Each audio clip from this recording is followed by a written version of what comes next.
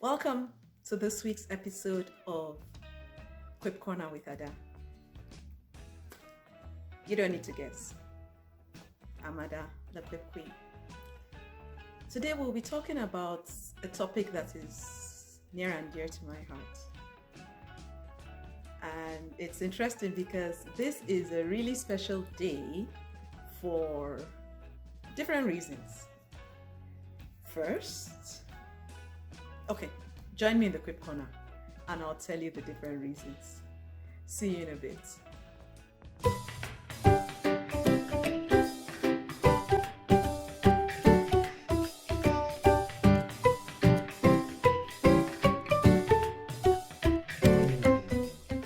Thank you for staying tuned. So a few moments ago, I was telling you about how today is a special day for various reasons.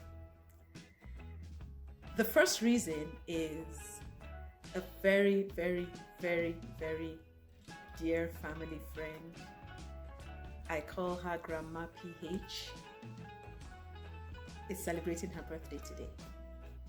So Auntie T, wishing you many, many more years in Jesus' name. Today is also a dear friend's wedding anniversary. MG, you know yourself, my one and only Mama Groove. Congratulations to you and love on your wedding anniversary. Many, many more to come. And today we will be talking about marriage.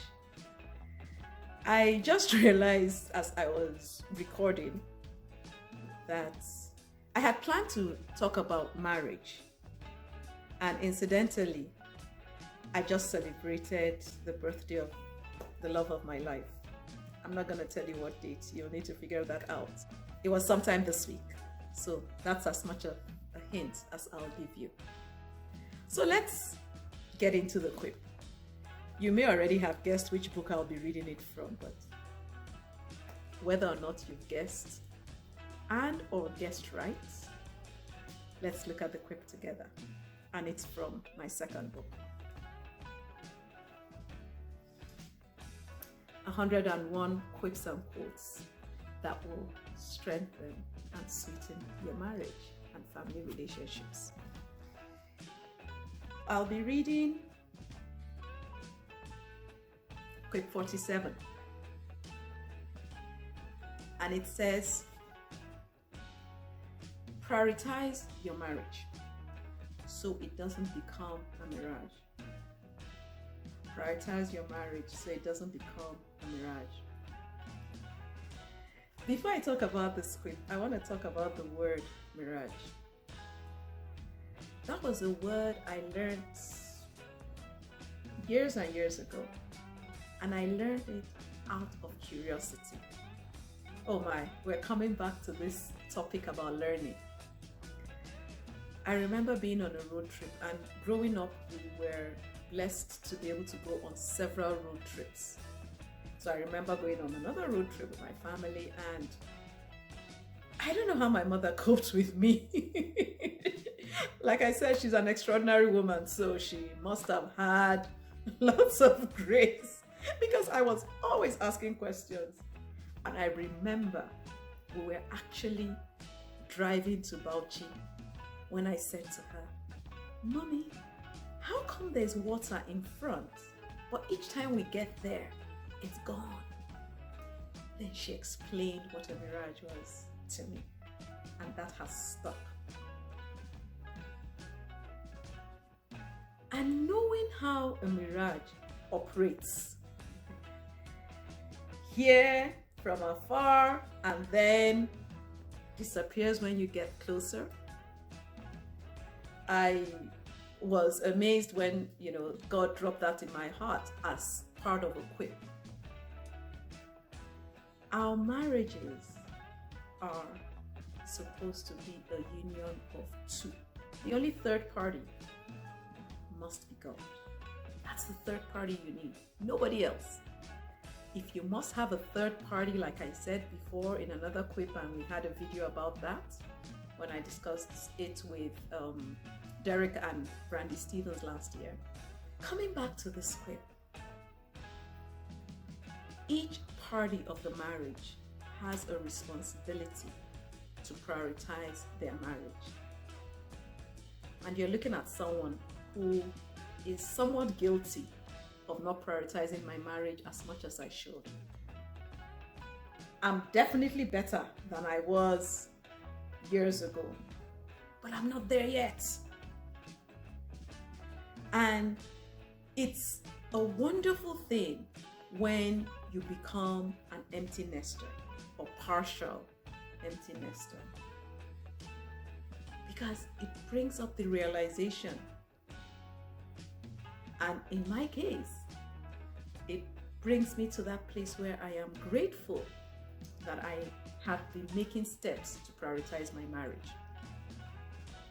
Because if all your energies, your husband and your energies are onto the children, and you put your spouse on the back burner, in time to come, sadly, you may find out that you've been living with a stranger. That's not a good place to be. Definitely not.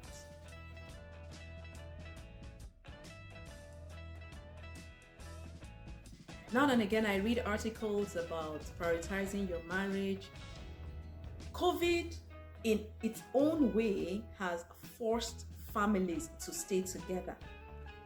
But the truth is, if you are not prioritizing your marriage, staying together, you would still have your children or other activities to distract you from enriching your marriage. Talking about date night, my husband and I don't have a date night, so to speak, but we have a lot of interesting things. Now and again, he'd say, "Why don't you come with me? Let me go buy you a burger." And I'm like, "Yeah, I'm all for that." And then we go out for a ride, and we get to the burger place, and I'm like, "I really don't want a burger. It's just nice to be out with you." So those little things. Prioritizing your marriage does not need to be expensive. Okay, let me just make a declaration here. If you decide to sponsor my husband and I on an all expenses paid trip, I may not say no. I may not. But I found out that it does not have to be expensive to prioritize your marriage and invest in it. Remember last year, was it the year before, when I said that in my home we have something we call just because? Now and again, we do just because gifts, just because celebrations.